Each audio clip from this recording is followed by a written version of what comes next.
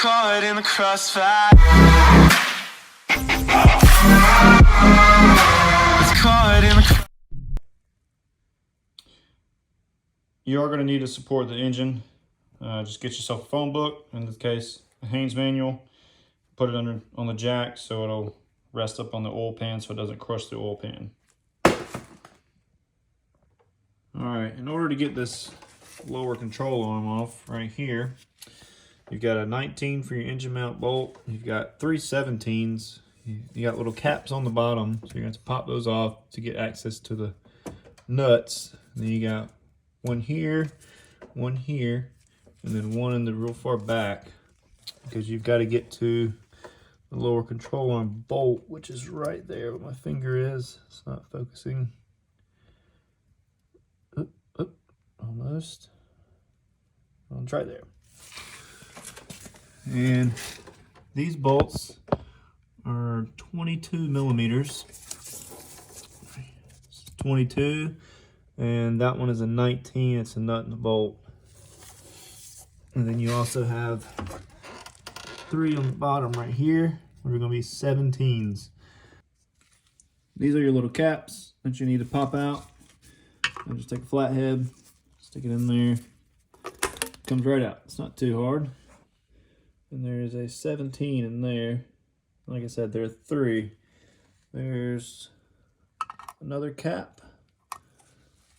There's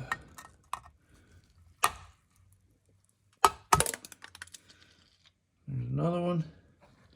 And then you've got this bolt. So you got this one, and this one. All right, so that's with the motor mount out, and now you can clearly see the bolt. Here's the motor mount and the 3 bolts I was telling you about. This top piece may be a little seized in there, so I just took a pry bar and hit it with a dead blow and got it to fall out. You got to raise the engine up pretty high to get it out,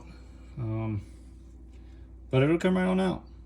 And these are 22 millimeters here and here.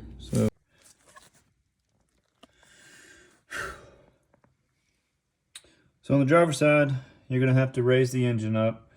Take this nuts off that I was telling you about earlier, the 17s. And there's a 22 way in there that you're going to have to get a wrench on, like so.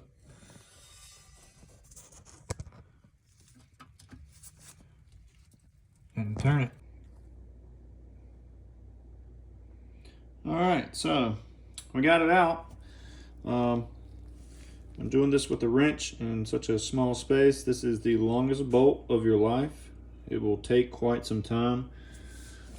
As you see, the mount's still in.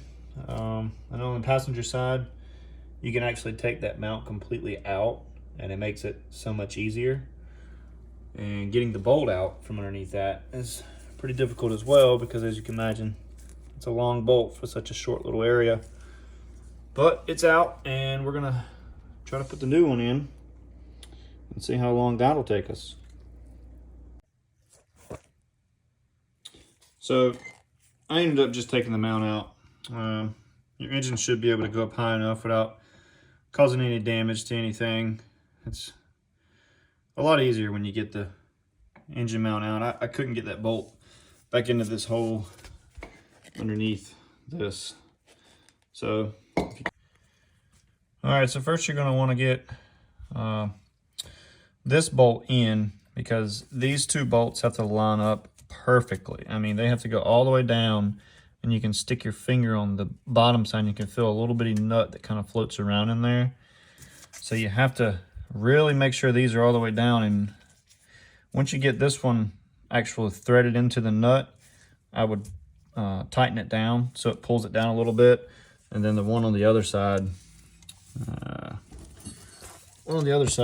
goes in really easily, and then you can throw your mount back in. And I'm getting ready to lower the engine down and tighten it all back up.